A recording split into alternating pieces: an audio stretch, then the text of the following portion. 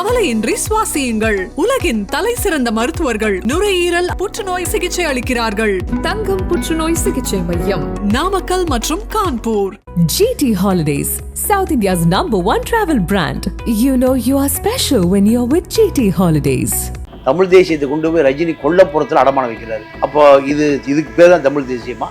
சீமானுக்கு ஒரு தொலைநோக்கு பார்வை அரசியலில் இல்லை. சீமானோடு போன வருடம் கொண்டாடி அதே மாவட்ட செயலாளர்கள், நாம் தமிழர்கள் தம்பிகள் தும்பிகள் அத்தனை பேரும் போட்டியா மாவீரர் நாள் தினத்தை கொண்டாடி இருக்காங்க. அப்போ இது சீமானுடைய அஸ்திவாரம் ஆட்டம் கண்டு போய்விட்டது. ஒரு தமிழ் தேசிய தலைவனாக உருவாக வேண்டிய சீமானிடம் இருக்கக்கூடிய 8% வாக்கு அவருக்கு தான் இருக்கு. இவர் இயற்கையாகவே சனாதன எதிர்ப்பாளர். முஸ்லீம் வாக்கு 4%, 8, 4, 12, 4, 16. திமுக அதிமுகவுக்கு இணையாக வரக்கூடியவர். அப்ப அவனுக்கு அரசியல் நீ சொல்லி கொடுத்திருந்தா திமுகவில் எதுக்கு தலித் இணைகிறான், அதிமுக எதுக்கு தலித் இணைகிறான்? ராமதாஸே கோவப்படுறாரு, திருமா அண்ணன் கோவப்படுறாரு, சீமா தம்பி தும்பி வச்சு கோவப்படுறாரு. நான் தாண்டா சூப்பர் ஸ்டார் அரசியல்ல. யாரையும் வந்து பட்டம் கொடுத்தது? இவரே கொடுத்துக்கிட்ட பட்டம். இந்த மாநாட்டுக்கு செலவு பண்ணது அர்ஜுன் ரெட்டி. அர்ஜுன் ரெட்டிக்கு செலவு செய்ய சொன்னது யாருன்னு கொஞ்ச நாள் தெரிஞ்சு போய். விஜய் பக்கம் போறது அறிவில்லாத அரசியல் தெரியாத கூட்டம். பித்தம் தெளியறதுக்கு கொஞ்சம் நாளாகும். வைகோக்கு கூடாத கூட்டமா, விஜயகாந்துக்கு கூடாத கூட்டமா, ராமதாஸுக்கு கூடாத கூட்டமா, இப்பெல்லாம் எங்க போய் செல்லாம்? பித்தம் தெரிஞ்சிருச்சு, அவன் அங்கங்க போயிட்டான். 1000 ரூபாய் பொருள் 100 ரூபாய், 100 ரூபாய் பொருள் 5 ரூபாய். ஆமாங்க, உங்கள் கிங் டிவி 200 கோடி பார்வையாளர்களை கடந்து பயணிப்பதால் யூடியூப் ஷாப்பிங் அனுபவத்தை கொடுத்திருக்கிறது. பிளிப்கார்ட், மிந்த்ராவில் 90% ஆஃபர், 70% ஆஃபர், 60% ஆஃபர்னு நம்ம கிங் டிவி வியூவர்ஸ்க்கு அள்ளி தராங்க. இதில் டேக் ப்ராடக்ட்ங்கிற இடத்தை கிளிக் பண்ணுங்க. உங்களுக்கு பிடிச்ச ப்ராடக்டை இன்றே ஆர்டர் செய்து இந்த சந்தோஷத்தை கொண்டாடுங்கள். கிங் டிவி நேயர்களுக்கு வணக்கம். இன்றைய சிறப்பு நேயர்களை நம்மோடு இணைந்திருக்கும் சிறப்பு விருந்தினர் மூத்த பத்திரிகையாளர் திரு தமிழா பாண்டியன் அவர்கள். ஐயா வணக்கம். வணக்கம். அதாவது கடந்த ஒரு வாரமே பார்த்தீங்கன்னா சீமானும் திரு சூப்பர் ஸ்டார் ரஜினிகாந்த் அவருடைய சந்திப்பும் பெருசாக பேசப்பட்டுச்சு. நேற்று மதுராந்தகத்தில் அதை ஃபுல்லாக உடைச்சிட்டாரு. 2.25 மணி நேரம் நானும் ரஜினி பேசினது உண்மைதான். அவர் சினிமாவில் சூப்பர் ஸ்டார், நான் அரசியல் சூப்பர் ஸ்டாரு, நானும் அவர் பேசுனது சங்கினா அப்போ ரஜினியை வச்சு படம் எடுக்கணும் சங்கி தானடா அப்படின்னா நிறைய விமர்சனம் பேசியிருக்காரு. என்னதையா நடக்குது நாம் தமிழர் கட்சியில்? நாம் தமிழர் கட்சியை பொறுத்தவரை அத்தனை மாவட்ட செயலாளர்களும் ஒன்றிணைந்து வெற்றி குமரன் தலைமையில் நேற்று முன்தினம் திருச்சியில் மாவீரர் தினம் கொண்டாட்டம். ஆமாம், இதில் ஒட்டுமொத்த பேர் அங்கே போயிட்டாங்க. ஒட்டுமொத்த பேரும் சீமான் கொண்டாடிய அதே திடலில் சீமானோடு போன வருடம் கொண்டாடிய அதே மாவட்ட செயலாளர்கள், மாநில செயலாளர்கள், நாம் தமிழர்கள் தம்பிகள் தும்பிகள் அத்தனை பேரும் போட்டியாக மாவீரர் நாள் தினத்தை கொண்டாடி இருக்கிறாங்க. அப்போ இது சீமானுடைய அஸ்திவாரம் ஆட்டம் கண்டு போய்விட்டது. ஏன் திரு சீமானுடைய தலைமை ஏற்கலையே? அப்படியா? சீமானுடைய தலைமை ஏன் ஏற்கலை? எங்க சிக்கல் வருதுன்னா, விக்கிரவாண்டி தேர்தலில் விழுப்புரம் மாவட்ட செயலாளர் பிரகலாத வேட்பாளர் கடைசி வரைக்கும் அது அப்படிதான் நம்பிட்டு இருந்தார். ஆனால் இடையில அபிநயா நேர சீமான்ட்ட போறாங்க, ஒரு பொட்டியை கொடுக்குறாங்க. பொட்டியை கொடுத்த பிறகு அபிநயாவை வேட்பாளராக அறிவிக்கிறார். அப்போ அங்கே விழுப்புரம் மாவட்ட செயலாளர் நான் வேலை செய்ய மாட்டேங்கிறார். குண்டி செயலாளர் நான் மாவட்ட செயலாளர் பின்னாடி தான் நிற்பேன். நீங்கள் விக்கிரவாண்டி இடைத்தேர்தலில் விழுப்புரம் மாவட்ட செயலர் பிரகலாதனை நீங்கள் வேட்பாளராக அறிவிச்சிருக்கணும். கண்டிப்பாக அதுதான் முறையே தவிர அபிநயா எங்கே வந்தாங்க? அபிநயா என்ன சொல்கிறாங்க? நான் அதிமுக திமுகவில் 26 சீட்டு வாங்க போகிறேன், அதற்காக கட்சிக்கு 10 லட்சம், சீமானுக்கு 10 லட்சம், நான் ஒரு 10-20 லட்ச ரூபா செலவு பண்ணேன். இப்போ நான் ஒரு வேட்பாளரும் திமுக தலைமைக்கு போய் சேர்ந்துருச்சு, அதிமுக தலைமைக்கு போய் சேர்ந்து. அப்போ திமுக அதிமுகவுக்கு போவதற்கான பய மீடியாவா நாம் தமிழர் கட்சியை யூஸ் பண்ணிச்சு. அப்போ இதை மாவட்ட செயலாளர் கேட்குறான், ஏய் நான் தான் இங்கே முதலாளி, யாரும் கேட்கக்கூடாது, கேட்ட வெளியே போயிரு. இது ஒரு சர்வாதிகாரத்தனமான ஒரு போக்கு. இதை ஒரு மாவட்ட இன்னொரு மாவட்ட சொல்ல, இன்னொரு மாவட்ட சொல்ல, இன்னொரு எல்லா மாவட்ட சொல்ல நீங்கள் இப்போ பேசுகிறாங்க. அண்ணன் எப்படி தான் அப்படின்னு பரவிடுச்சு. நம்ம இத்தனை ஆண்டு காலம் இருந்தாலும் எவனாவது போட்டியோடு போய் சீட்டு கேட்டான்னா அந்த மாவட்டத்தில் நமக்கு சீட்டு கொடுத்துருவார். அப்போது நாம் எப்பவுமே குழி தோண்டிட்டோம், கொடி கட்டிட்டோம், அண்ணனுக்கு பின்னாடி கோஷம் போட்டு இருப்பதை தவிர, இதை எப்போ சொன்னார் கல்யாண சுந்தரமும் ராஜீவ்காந்தியும் 10 வருஷத்துக்கு முந்தையே சொல்லி கிளம்பி போயிட்டாங்க. ஆமாம், போயிட்டு இப்போது அதிமுகவில் ஒரு ஆள் பெருசாக நமது எம்ஜிஆர் பத்திரிகை அவர் தான் எடிட்டர். கல்யாண சுந்தரம். இந்த பக்கம் போன ராஜீவ்காந்தி மகேஷ், அன்பில் மகேஷ் பொய்யா மொழிக்கு ஆளுநாள் அவர் தான். இவர் ஒரு 100 கோடி, அவர் ஒரு 100 கோடி சேட்டலைட்டர். இதை நாம் தமிழர் இருந்தால் இன்னும் கொடி கட்டிகிட்டே இருக்க வேண்டியதான், கோஷம் போட்டே இருக்க வேண்டியதான். இடும்பாவன கார்த்திக் போல் நீங்கள் சாட்டை போல் பின்னாடியே சுற்றிட்டு இருக்க வேண்டியதான், சேட்டை பண்ணிட்டு. இல்லையா, அப்போ 8% வாக்கு பெற்றிருக்காரு கடந்த நாடாளுமன்ற தேர்தலில். அப்படிங்கும்போது தக்க வச்சுக்கலாம் ஐயா, அடுத்து வரப்போகிற தேர்தலில் இதோட பெருசாக வரலாம்ல. இல்லை, சீமானை பொறுத்த வரைக்கும் சீமானுக்கு ஒரு தொலைநோக்கு பார்வை அரசியலில் இல்லை. வைகோக்கு இதே நிலைமை தான், விஜயகாந்துக்கு இதே நிலைமை தான், சீமானுக்கு இதே நிலைமை. எப்படின்னா தொலைநோக்கு பார்வை இல்லாமையா இத்தனை ஆண்டுகளாக தனிச்சு நிற்கிறாரு? இல்லை, 15 வருஷமாக தனிச்சு நிற்கிறாரு. 15 வருடமாக குறைந்தபட்சம் எப்படியாவது ஒரு 5 எம்எல்ஏவாவது ஜெயிச்சிருக்கணும். 5 எம்எல்ஏ தொகுதியை நீங்கள் கவனம் செலுத்தினீங்கன்னா 5 எம்எல்ஏ கிடச்சிருப்பான் கண்டிப்பாக. ஆனால் நீங்கள் உங்களுக்கு அடுத்து யார் தலைவரானாலும், மாவட்ட செயலரானாலும், மக்கள் மத்தியில் புகழ் வந்தாலும் அவர்கள் தன்னை விட்டு போயிடுவான்னு உங்களுக்கு சொந்த கட்சிக்காரன் மீது உங்களுக்கு நம்பிக்கை இல்லை, உங்கள் மீது உங்களுக்கு நம்பிக்கை இல்லை. நீங்கள் அண்ணாதுரை உயிரோடு இருக்கிற வரை அண்ணாதுரையினுடைய அளவுக்கு அரசியல் பண்ணக்கூடிய நபர்கள் யாருமே அங்கே இல்லை. அதனால அண்ணாவுடைய இடத்துக்கு வருவதற்கு இன்னொரு அண்ணா தான் தேவைப்பட்டார். அண்ணா மறைவுக்கு பிறகுதான் பல பேர் வந்தாங்க. ஏன்னா அண்ணா அந்த அளவுக்கு அரசியல் பேசக்கூடிய ஒரு சாணக்கியன். அப்போ நீ சாணக்கியனா இருந்தா தானே நீ எல்லாத்தையும் பார்த்து பயப்பட வேண்டிய அவசியம் இல்லை. நீ சாணக்கியனே இல்லை. அப்போ எல்லாம் யாரை பார்த்தாலும் பயப்படுது. நம்ம இடம் கல்யாண சுந்தரம் பிடிச்சிக்குவாரோ, நம்ம இடம் ராஜீவ்காந்தி பிடிச்சிக்குவாரோ, நம்ம இடத்த சேட்டை பிடிச்சி. எதுக்கு இந்த பயம்?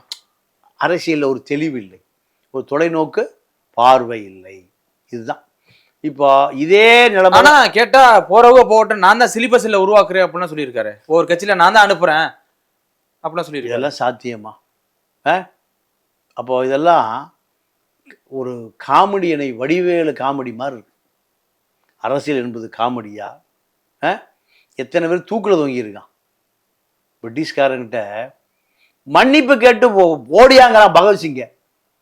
மன்னிப்புன்னு ஒரு வார்த்தையை எழுதி கொடுத்துட்டு போயிரு. உத்தவ் சிங், பகத்சிங், சுகதேவ் எல்லாம் மன்னிப்பா, வாழ்நாளே கிடையாதுடா, தூக்கில் போடுறா.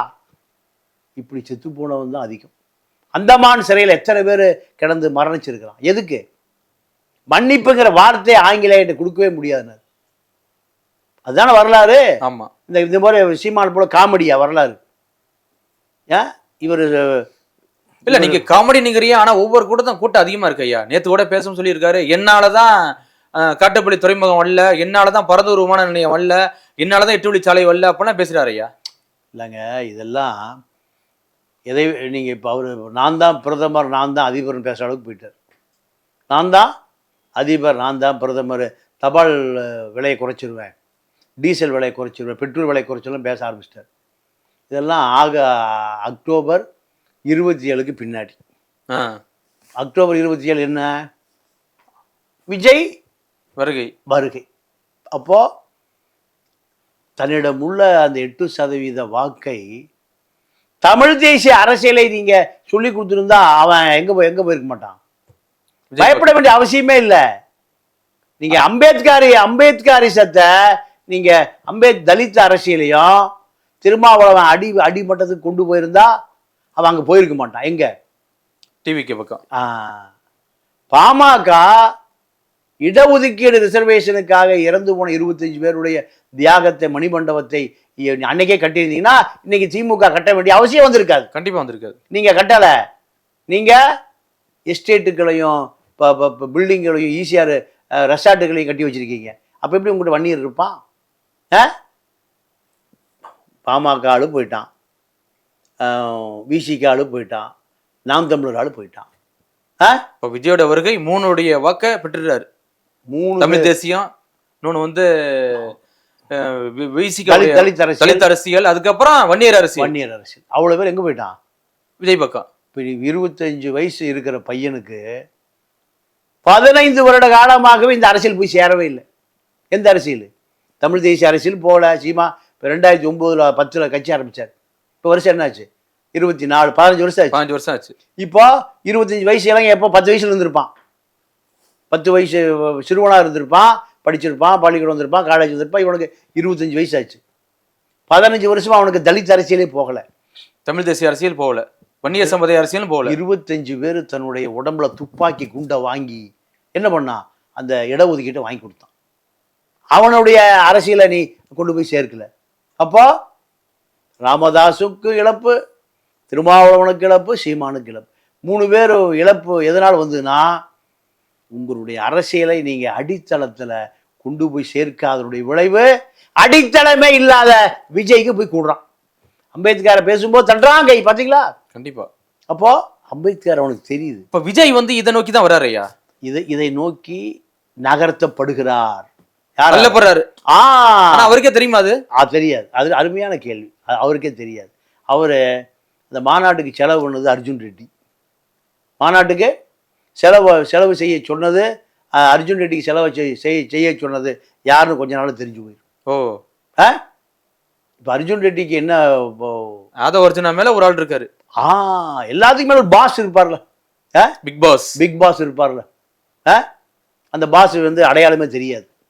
அடையாளமே நீங்க ஆனா 2026 வந்துதான் ஆகணும். நீங்க கத்திரிக்காய் முத்துனா கடத்திற்கு வந்துதான் ஆகணும். மூட்டை வெட்டி வைக்க முடியாது. கொஞ்சம் நாள் ஆகும். கொஞ்சம் யார் அந்த பாஸ்ன்னு தெரிஞ்சு போயிடும். தெரியாம ரொம்ப நாள் இருக்காது. தமிழர்கள் ஒன்றும் முட்டாள்களோ மூடர்களோ அல்ல.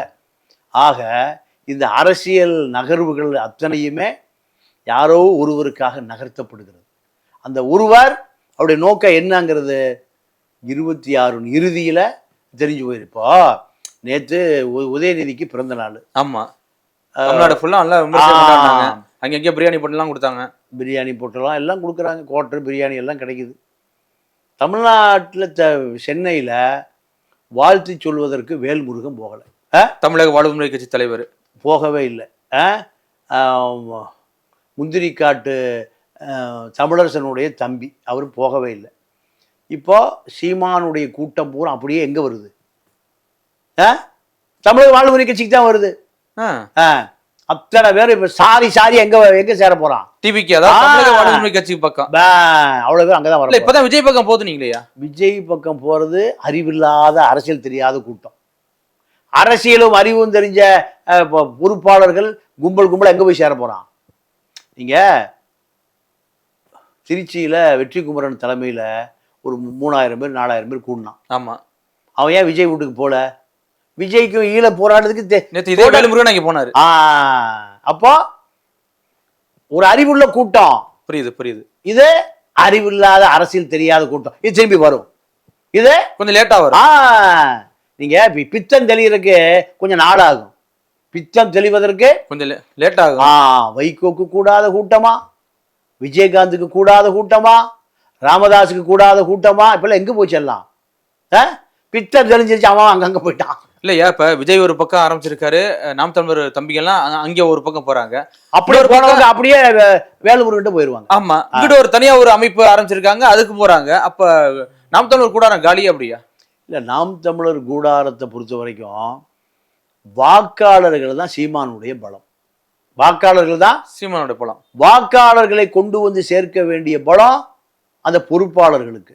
பொறுப்பாளர் கூட கும்பலா போயிட்டான். மாவட்ட செயலாளர்ல இருந்து. அதாவது நான் ஒரு மாவட்ட செயலாளர் பார்த்து பேசிட்டு இருந்தேன். அப்போ சொன்னாரு, எனக்கு வந்து அந்த மாவட்டத்தில் ஒரு 500 பேர் ஃபாலோவர்ஸ். நான் ஏதாச்சும் சொன்னாலும் 500 உடனே செஞ்சிருவாங்க மாவட்டத்தில். அத்தனை பேர் மீது வழக்கு இருக்கு. அவ்வளோ பேரும் செவுத்தை ரிசர்வ் பண்ணி வச்சிருக்கான். நாம் தமிழர்னு 26 ரிசர்வ் பண்ணி வச்சிருக்கான். இப்போ அத்தனையும் இப்போ கூட்டு டிவிக்குன்னு போட்டான். தமிழக வெற்றி கழகம்னு போட்டான். முதல்ல நாம் தமிழர் போற தமிழ வீடு 500 செவரு, 500 பேரு, 500 ஊரு எல்லாம் போச்சு. இல்ல வெள்ளை பெயிண்ட் அடிச்சு வச்சான்ல நாம் தமிழர் கூட இப்ப என்ன போட்டு எழுதினா எந்த எதிர்பார்ப்புலாம் பண்ணாங்க ஐயா நாம் தமிழர் தம்பிக்கலாம்? இப்போ சீமானை பொறுத்தவரை நீங்க இதையெல்லாம் தக்க வைக்கிறதுக்கு எங்க போய் சேர்றாரு? ரஜினிட்டு போய் சேர்றாரு. தமிழ் தேசியத்தை கொண்டு போய் ரஜினி கொல்லப்புறத்தில் அடமானம் வைக்கிறாரு. அப்போ இதுக்கு பேர் தான் தமிழ் தேசியமா? ஏன் இல்ல எதுக்காக ரஜினியை போய் பார்க்கணும்? ரஜினி ஏன் போய் 2 மணி நேரம் பார்க்கறாரு? உட்கார்ந்து பேசினேன். நான் 1/2 மணி நேரம் பார்த்து பிரபாகரன்ட்ட பேசுற மாதிரி தான். பிரபாகரன்கிட்ட 4 மணி நேரம் பேசுனார்ல, 3 நிமிஷம் தான் படம் எடுக்கிறதா. அது குளத்தூர் மணி என்ன பண்ண மாபெரும் வரலாற்று தவறு. குளத்தூர் மணி என்ன சொல்லினா அவர் தலைவர் பார்த்தே இருக்க மாட்டார். போனதுலேருந்து சரக்கு அடிச்சிட்டு இருந்த பார்ட்டி. அவர் கூட மின்னல் முருகன் எல்லாளன் படத்தினுடைய இயக்குனர் அவரும் தான் 2 பேரும் கூட இருக்காங்க.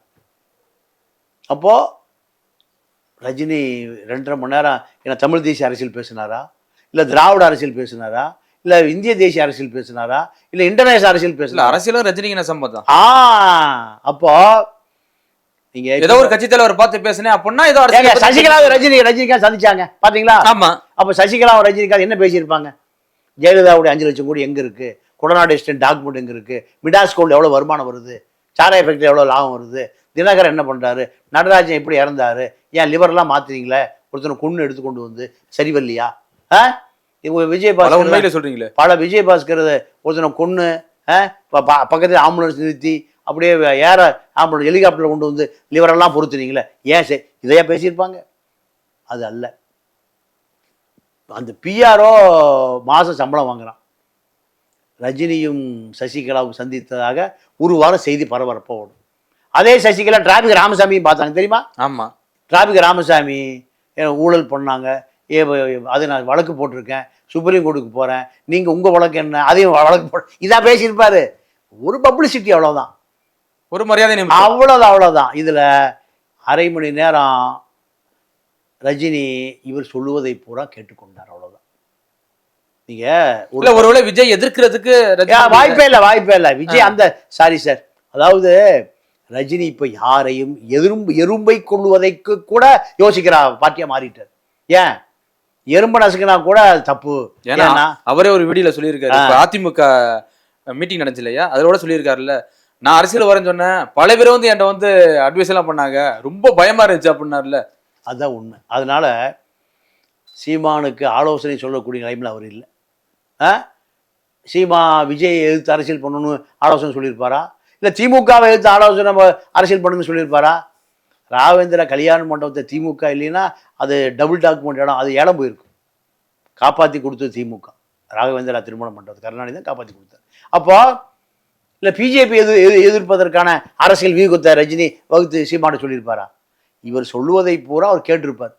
உதவி இயக்குனர் போய் தயாரிப்பாளர் கதை சொன்னா நல்லா கேட்பாரு. நல்லா நீங்கள் தூங்குறாரா, முடிச்சிருக்காரா, கொட்டை விடுறாரா, அந்த டபுள் ஏசியில் கதையை பொறுத்து இருக்கு. அப்போ இதே கதை தான். ரஜினியை பொறுத்தவரை தமிழ் தேசியமும் தெரியாது, தெரிய வேண்டிய அவசியம் இல்லை. திராவிட தேசியமும் தெரிய வேண்டிய அவசியம் இல்லை. இந்திய தேசியம் தெரிய வேண்டிய அவசியம் இல்லை. சனாதனம் தெரிய வேண்டிய அவசியம் இல்லை.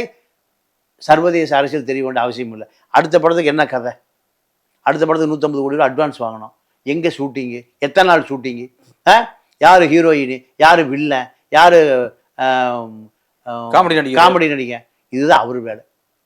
அரசியல்னால் அவருக்கு சல்லி பைசா பிரயோஜனம் இல்லை. ஏன்னா இவர் எதை சொன்னாலும் திமுக கேட்கும், இவர் எதை சொன்னாலும் பிஜேபி கேட்கும். அப்புறம் எதுக்கு சீமா அரசியல்? கண்டிப்பா. ஆனா நீங்க ஒரு வார்த்தை சொன்னீங்க, திருமாவளவன் அவர்கள் தலித் அரசியலை கொண்டு போய் சேர்க்கல அப்படிங்கிறீங்களா, என்ன காரணம்? இல்லை, என்ன காரணம்னா, நீங்கள் எனக்கு ஒரு பெரிய வருத்தம் அவர் மேலே. என்னன்னா, ஒரு தமிழ் தேசிய தலைவனாக உருவாக வேண்டியவர் அவர். சீமானிடம் இருக்கக்கூடிய 8% வாக்கு அவர்கிட்ட தான் இருந்திருக்கும். கண்டிப்பாக 4% தலித்து வாக்கு, 8% தமிழ் தேசிய வாக்கு, 12%. இவர் இயற்கையாகவே சனாதன எதிர்ப்பாளர். முஸ்லீம் வாக்கு 4%.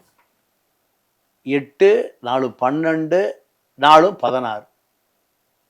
திமுக அதிமுகவுக்கு இணையாக வரக்கூடியவர் இல்லையா? ஆமா, சரியா? அது நீங்க இன்னும் சொல்ல போனா தேசிய தலைவர் பிரபாகரனோடு நெருங்கி பழகியவர். 195 நாடுகளுக்கு 500 முறை பறந்தவர் ஈழத்தமிழர்களுக்காக. 500 நாடுகள்னா 195 நாடு, 3 தடவை போனா 600 நாடு ஆகிப்போச்சு. அப்பேற்பட்ட ஒரு தலைவர் வந்து ஏன் தனிச்சையா வர முடியல? இப்போதான் அரசியல் அங்கீகாரமே பெற்றிருக்காரு. நல்ல கேள்வியா. என்ன காரணம்னா, திமுகவை தூக்கி சுமப்பதையே தன்னுடைய வாழ்நாள் கடமையா செய்தார். இப்போ இன்னைக்கு நேற்று என்ன நடந்ததுன்னா, உதயநிதியை பார்க்கறதுக்கு கூட்டணி கட்சி தலைவர் யாருமே போகல. யாருமே போகல. யாரும் போகல. திரும்ப போனான்னு சொல்றாங்களே. இதுங்க வேல்முருகனை போகல. அவங்களாம் கூட்டணி கட்சி தானே. ஆமா. ஆனா திருமா பாலசிங்கம் தலைமை செயலாளர், பாலாஜி பாலாஜி 2 பேரையும் அனுப்புறாரு. போலீஸ்கார் உள்ள விட மாட்டேங்கிறான். என்ன காரணம்? அவங்களாம் வேண்டாயா, போயா, திரும்ப வந்தா பாத்துக்கலாம் போ, உத்தரவு. ஒரு கட்சியோட தலைவர். அப்போ ஏன்னா அவருதான் இப்போ அர்ஜுன் ரெட்டி கட்டுப்பாடுல அர்ஜுன் ரெட்டி சொல்றதெல்லாம் கேட்கிறாருன்னு திமுக கோபம் இருக்கு. அந்த அளவுக்கு உளவுத்துறை ரிப்போர்ட் போயிருக்கும் இல்லையா? உடனே என்ன பண்றாரு, இவர் கிளம்பி போறாரு. எங்க உதயநிதி வாழ்த்து தெரிவிக்க. அப்போ இவ்வளவு அவசரம் ஏன்? இவ்வளவு அவசியம் ஏன்? வேல்முருகன் போனாரா? போனாரான்னு கேட்டேன். போகல. வேணும்னா கூட்டணி, வேண்டானா பாட்டணி போ. நான் அப்படிலாம் ரொம்ப இறங்கிலாம் வர முடியாது. நான் எனக்கு பண்டுட்டியில் கல்லூரி வேணும்னு 3.5 வருஷமா கேட்டுட்டு இருக்கிறேன். 3.5 வருஷமா ஒரு வேளாண்மை கல்லூரி வேணும்னு நான் கேட்டுட்டு இருக்கிறேன் கூட்டணி கட்சிக்காக. வன்னியர் வாக்குகளை அந்த வன்னியர் பகுதிகளில் கொத்து கொத்தா வாங்கி கொடுத்துருக்கேன். சட்டமன்றத்துக்கு வாங்கி கொடுத்துருக்கேன், நாடாளுமன்றத்துக்கு வாங்கி கொடுத்துருக்கேன். ஆனால் எனக்கு என்னுடைய சமூகத்துக்காக, என்னுடைய தொகுதி மக்களுக்காக ஒரு கலைக்கல்லூரி கொடுக்க மாட்டேங்கிறீங்க 3 வருஷமா. ஒரு வேளாண்மை கல்லூரியில் நான் படிக்கிற பட்டம் வாங்குறக்கா?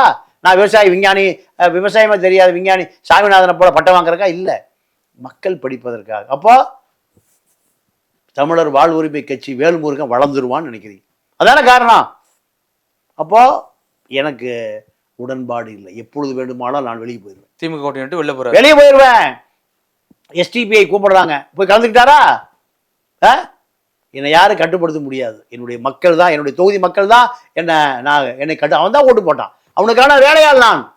இதை வேல்முருகன் சொல்றாரு. ஆனா அண்ணன் திரும்ப பாலசிங்கத்தையும் உள்ள விடலைன்னு நேர பறந்தே போறாரு. கார்ல போன லேட் ஆகும். எங்க உதயநிதியை வாழ்த்துவதற்கு. அப்போ திமுக மீது உள்ள மக்களுடைய அதிருப்தி அப்படியே எங்க வருது? சிறுத்தைகள். நீங்க சீமா எப்படிங்க வளர்ந்தாரு? திமுகவை திராவிட எதிர்ப்பு தானே. விஜய் என்ன எப்படி இவ்வளவு கூட்டம் வருது? விஜய் என்ன பெரிய அரிஸ்டாட்டில் அரசியலை கத்துக்கிட்டாரு? இல்ல பிளாட் அவுட்ட போய் அரசியல் கத்துக்கிட்டாரா? இல்ல சாக்ரட்டிஸ்ட போய் அரசியல் கத்துக்கிட்டாரா? பெரியார பார்த்திருப்பாரா? போட்டாவையா பார்த்திருப்பாரா? வரலாறு தெரியுமா? அப்போ போய் நிக்கிறான், கூட்டம் போய் நிக்கிறான், 3 லட்சம் 4 லட்சம் பேர். அவனுக்கான அரசியலை சொல்லிக் கொடுக்க தவறியவர்கள் யார்? தலித் இளைஞர் ஏன் அங்க போறான்? தடுத்து நிறுத்திருக்க வேண்டாமா? விஜய்க்கும் தலித் அரசியலுக்கு என்ன சம்பந்தம்? மேல உழவுல செத்து போனவனை பத்தி தெரியுமா? மதுரையில மலைச்சாமி இறந்து போன பிறகு அரசு வேலைக்கு போவதா, இந்த சமூக வேலைக்கு போவதான்னு ஒரு தடுமாற்றத்துல என்ன செய்யலாம் யோசிச்சுட்டு இருந்த அதை விஜய்க்கு தெரியுமா? சமூகத்தை காப்பாற்றுவதுதான் வேலைன்னு போட்ட சட்ட பேண்டோட அரசியல் சம்பளமே இல்லாம அந்த மக்களோட மக்களா சேரியில் படுத்து கிடந்த அந்த அரசியலை முழுமையாக எடுத்துக்கொண்டு போகாதனுடைய விளைவுதான் அந்த இளைஞன் போய் எங்க போய் நிற்கிறான்? விஜய் பக்கம் போய் நிற்கிறான். விஜய் ரேம்ப் வாக் வராரு, பின்னாடி பார்க்குறான் தனுஷ், இது திரிஷா வருதான்னு பார்க்குறான். திரிஷாவை காணாம். ஒருவேளை கீர்த்தி சுரேஷ் வருதான்னு பார்க்குறான். இதாய அரசியல். சேரிக்குள்ள அந்த இளைஞன் எத்தனை பாடுபட்டிருப்பான், ஆண்டை சாதிகளால் அடிமைப்படுத்தப்பட்டு. அப்போ அவனுக்கு அரசியலையும் சொல்லி கொடுத்துருந்தா திமுகவோட எதுக்கு தலித் இளைஞரான், அதிமுக எதுக்கு தலித் இளைஞரான்? 50 லட்சம் எதுக்கு ஒரு நடிகை நம்பி தலித்து போகணும்?